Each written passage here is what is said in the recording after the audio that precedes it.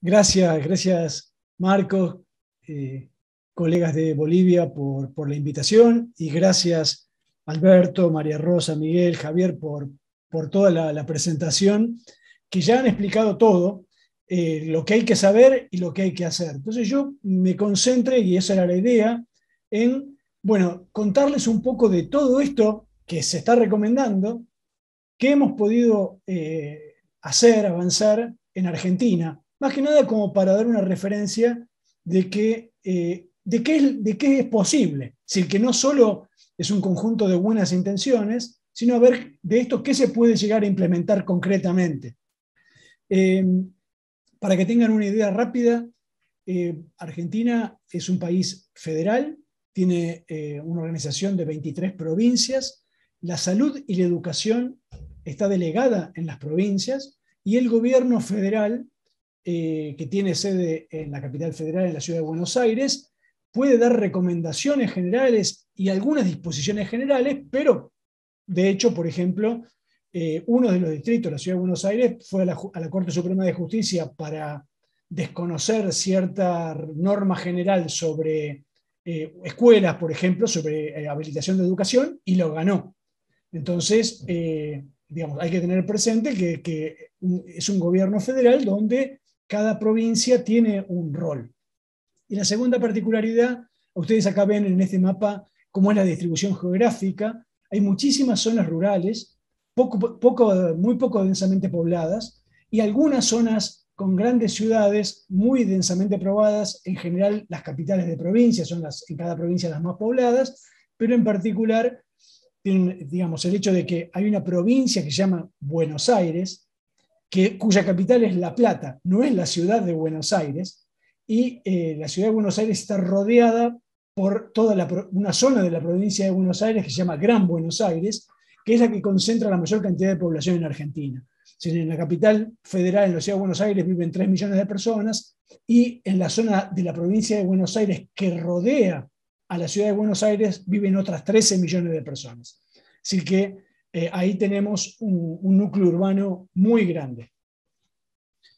Y bueno, tomando, como decían, buena parte de lo que yo fui aprendiendo del grupo Aireamos cuando me contacté con ellos en diciembre del año pasado, lo que hemos logrado en Argentina es que se lance una campaña oficial que se llama Ventilar.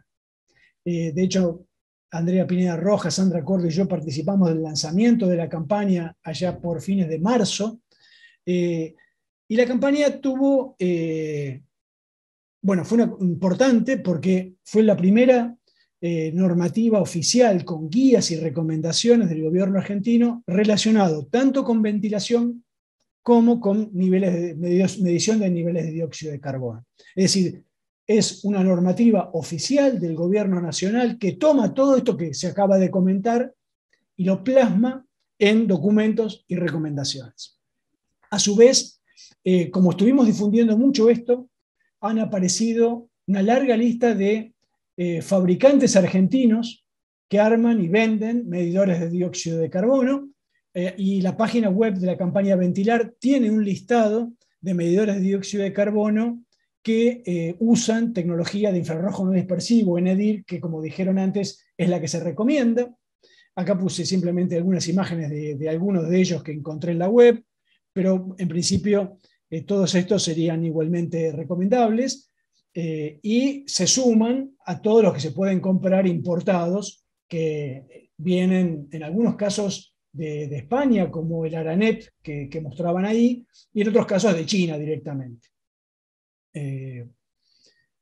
Y también en la página web de la campaña Ventilar hay apoyo técnico, tanto del Instituto Nacional de Tecnología Industrial, del INTI, como de la Comisión de Energía Atómica y otros organismos, que lo que dan es la posibilidad, el que quiera, de calibrar y certificar. En el caso de Buenos Aires en particular, estamos a nivel del mar, y los sensores CENEDIR que vienen de fábrica calibrados, en principio funcionan adecuadamente. Yo de hecho probé alguno que armé en comparación con el Aranet, y da esencialmente lo mismo. Lo único que hay que hacer, como decía Miguel, cada tanto es volver a ajustar el nivel de referencia poniendo el medidor al aire libre y apretando un botón o corriendo un comando y se autoajusta al valor que asume que va a haber al aire libre, que es 400, 420 partes por millón, y ese proceso uno lo puede hacer tranquilamente cada 3, 4 meses y funciona correctamente, pero como conversábamos previamente con Marcos, en lugares donde no están a nivel del mar, es importante verificar todo esto, que todo esto se cumple, porque no es una obviedad en un lugar que no sea al nivel del mar. Digamos, la ciudad de Buenos Aires en particular está a la orilla del Río de la Plata, completamente al nivel del mar, en una llanura completa, con lo cual la situación es realmente una situación que no tiene nada que ver con la ciudad de La Paz, donde todos los que jugamos la clasificación al Mundial sufrimos cuando tenemos que, nuestra selección tiene que ir a jugar a La Paz, digamos, ¿no? Donde todo el mundo dice que cuesta caminar para los que no están acostumbrados por justamente el nivel de poco nivel de oxígeno que tiene la atmósfera a esa altura. Entonces, bueno, es importante, en particular Marcos me decía que ellos tienen una facilidad ya montada de poder realizar calibración y demás. Y bueno, además logramos que el Ministerio de Salud de la Nación, que es de alguna manera el órgano nacional de referencia, emitiera también en marzo una guía de prevención de transmisión de aerosoles con recomendaciones que incluye la medición de dióxido de carbono. Con Andrea Pineda Rojas y con Sandra Cordo participamos los tres como asesores en la elaboración de esta documentación. Es decir que para nosotros fue un hito importante porque para esta época, incluso después, en España se lanzaba una carta pidiendo a los gobiernos que tomaran cartas en el asunto. Y nosotros habíamos logrado que al menos los gobiernos nacionales emitieran cierta documentación oficial, lo cual nos pareció un avance importante. Y en julio logramos que el Consejo Federal de Educación, que es el que reúne a los ministerios de educación de todas las provincias, aprobara una guía nueva de recomendaciones. La anterior era de junio del 2020 y solo hablaba de limpiar superficies y las gotas. Bueno, la de 2021, de julio de 2021, logramos que incorporara el concepto de ventilación continua. Como decía Javier, esta idea no de que, bueno, cuando se van los alumnos ventilemos un poco, sino de tener siempre abierto, dentro de lo posible, y dentro de lo posible midiendo dióxido de carbono. Eso logramos que se implementara en la recomendación. Debo aclarar que cuando se escribió esto en julio, todavía la recomendación de distancia era de 1,5 metros en las aulas. Ahora que con el avance de la vacunación han bajado mucho los casos, a pesar de que todavía estamos en invierno,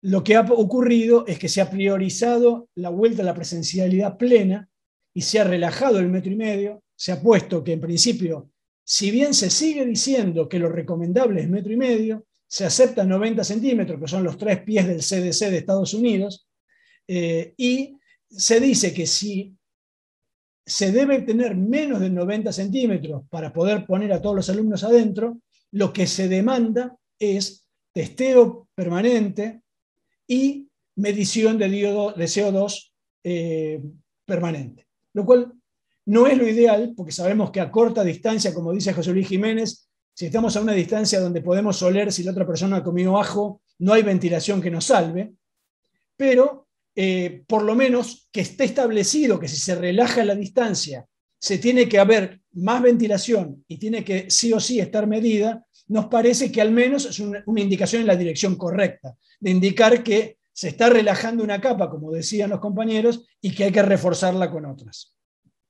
Y bueno, les voy a pasar 2 pequeños spots de la campaña Ventilar del Gobierno Nacional, porque esto se ha difundido por los medios para que tengan una idea más o menos de qué es lo que se difunde. El virus se transmite por el aire en espacios mal ventilados. Por eso, al ventilar, recordá las 3 C, constante. Mejor una ventana abierta todo el tiempo que abrirla y cerrarla de manera intermitente. Cruzada, por lo menos 2 ventanas o puertas abiertas para que el aire circule.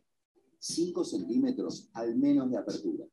En el auto, Abrir una ventanilla de adelante y una de atrás. En el transporte público, abrir al menos una ventanilla de adelante y otra de atrás del lado contrario. En un espacio cerrado, dejar abiertas constantemente 2 ventanas para ventilar de manera cruzada. En cualquier lugar, acordate siempre de las 3 C. Constante, cruzada y de al menos 5 centímetros. Sigamos practicando la cuidadanía. Ministerio de Salud. Argentina Presidencia.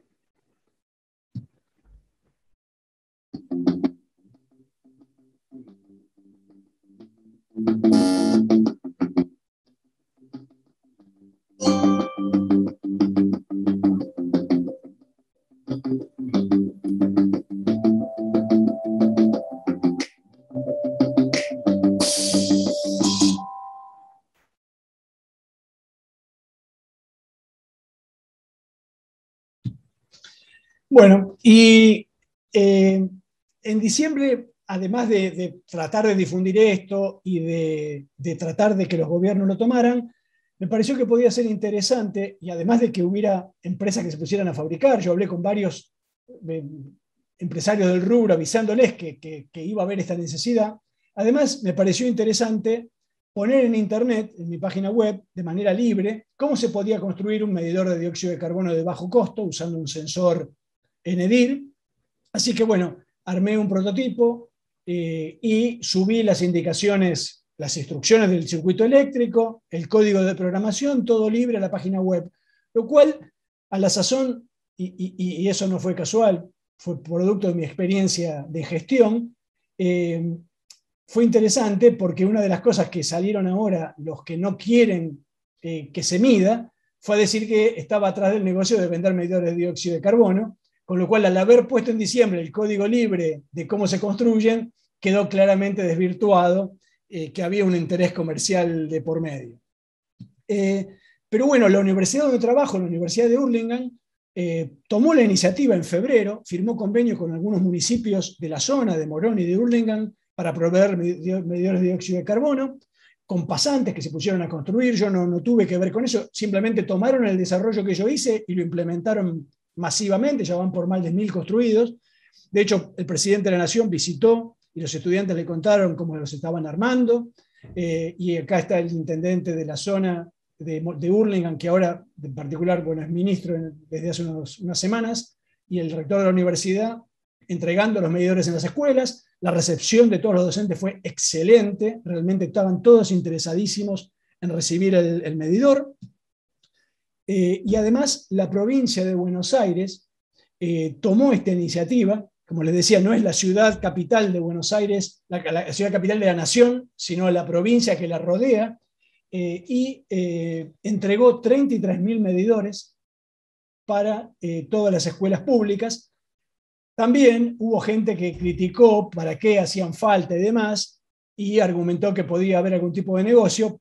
Paradójicamente, un mes después que la provincia de Buenos Aires compró 33.000, el Reino Unido anunció que para la vuelta a clase iban a entregar 300.000, con lo cual nuevamente quedó desvirtuado el hecho de que era una tontería poner medidores de dióxido de carbono, porque por lo menos acá en Argentina, si algún país del norte, en particular de Occidente, hace lo mismo, queda automáticamente validado como serio y bueno, digamos, ¿no? Y bueno, aparte la provincia de Buenos Aires puso guías muy interesantes para todos los niveles educativos sobre cómo incorporar la idea de ventilación y demás en las aulas. También, bueno, en la página web están los manuales de los medidores, recomendaciones que también colaboramos a escribir. Así que esta parte resultó muy bien. Y ahora yo les voy a pasar, voy a salir de la presentación y les voy a pasar un videíto que no lo podían ver por donde está incluido, que es un video que hizo la provincia de Buenos Aires. A ver, chuchuc.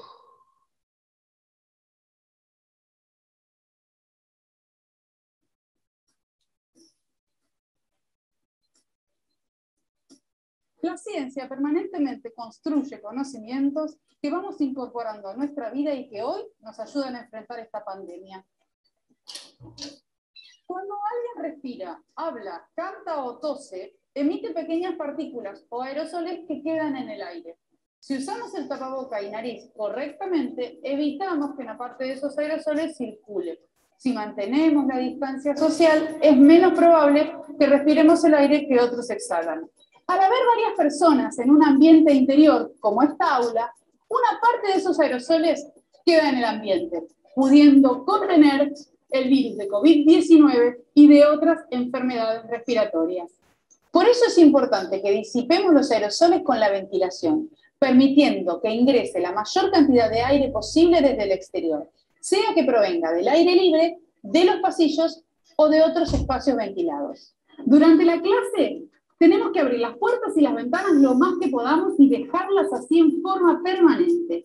Si por el frío u otras razones no podemos mantenerlas totalmente abiertas, debemos dejar una apertura de al menos 5 centímetros. Y apenas se desocupe el aula, abrirlas por completo para que se renueve bien el aire. Para mejorar la ventilación de nuestras escuelas, la provincia de Buenos Aires está incorporando medidores de dióxido de carbono. ¿Pero qué es el dióxido de carbono? Es un gas que se encuentra en el aire. Generalmente, cuando lo medimos en un ambiente exterior, su valor es de unas 420 partes por millón. Aunque su concentración varía según la época del año, la vegetación, el tráfico vehicular o la presencia de industrias. Este gas se encuentra también en los aerosoles que se exhalan al respirar. En un espacio interior se acumula según la cantidad de gente que hay en el lugar, las actividades que se realizan, el tamaño del ambiente y la ventilación. Entonces, en un aula, por más que esté desocupada, siempre hay una concentración de dióxido de carbono similar a la del aire exterior. Pero, como decíamos recién, con la presencia de personas, esta cantidad se incrementa. Así como usamos el termómetro para conocer si sube la temperatura, el medidor nos indica en qué proporción se da ese aumento y si es conveniente renovar aún más el aire. Lo recomendable es que la concentración de dióxido de carbono no aumente más de 400 partes por millón en relación a la cantidad que había cuando el aula estaba vacía. Los medidores son muy fáciles de usar. Debemos ubicarlos a 1 metro o 1,5 metros de altura, lejos de puertas y ventanas, y a 1 metro o 1,5 metros respecto de las personas que se encuentran dentro del ambiente. Para realizar esta medición, debemos comenzar preparando el aula tal como la vamos a usar para tener clases, es decir, con la máxima apertura de puertas y ventanas que nos sea posible, y con la forma de calefaccionar o refrigerar que utilicemos. Encendemos el medidor un rato antes que las y los estudiantes ingresen al aula. Esperamos unos minutos para que se estabilice la medición y tomamos nota de la cantidad de dióxido de carbono que hay en el ambiente sin presencia de personas. Por ejemplo, 460 partes por millón. A medida que transcurre la clase, iremos observando cómo cambia ese valor. Si, por ejemplo, a los 70 minutos de clase, la concentración de dióxido de carbono es de 820 partes por millón, la ventilación del ambiente sigue siendo la adecuada. Lo que aumentó en relación a la medición inicial cuando el aula estaba vacía no supera las 400 partes por millón. En cambio, si notamos que en algún momento llega a 950 partes por millón, debemos tomar acciones para reducir este valor, como, por ejemplo, optimizar la renovación del aire. En todos los niveles de enseñanza iremos abordando la importancia de la ventilación y la medición del dióxido de carbono. También trabajaremos estos temas con las instituciones científicas. Así podremos conocer y mejorar el aire que respiramos e incorporar más cuidados en la escuela y en todos los espacios que habitamos.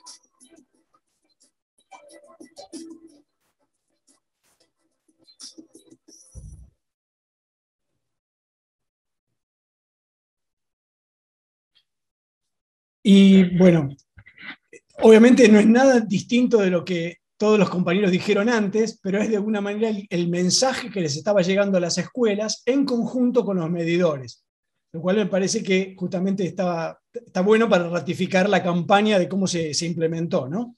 Y finalmente, para cerrar, Miguel decía que los medidores tenían que ser en EDIR, baratos y lindos, Este medidor en particular es un medidor muy bonito, muy lindo, que lo compré porque era muy barato y decía que era Enedir. Y sospeché. Y lo que les voy a decir es, un medidor Enedir tiene la particularidad, por físicamente cómo mide, que es muy bueno para medir dióxido de carbono, pero no debería ser sensible a otras cosas. Una prueba muy fácil que uno puede hacer es agarrar una botella de alcohol etílico y tirar un poco de vapores del alcohol al medidor. Vieron que se fue a 5.000 inmediatamente. Eso, si uno le hace esto a un Enedir, no hace nada. El Enedir ni se mueve. Esto es la muestra experimental de que este medidor no es Enedir, es una mentira y es una trampa y mide cualquier cosa. Entonces tengan cuidado con lo que compran, en particular, si tienen dudas, acérquenle un algodoncito embebido en alcohol, algo. No es que hay que tirarle alcohol, simplemente con los vapores de alcohol o de una hornalla de gas sin prenderlo, inmediatamente estos medidores son sensibles porque son electroquímicos o de un filamento incandescente, y los Enedir no. Así que bueno, nada, eso era lo que yo les quería contar un poco de la experiencia desde acá.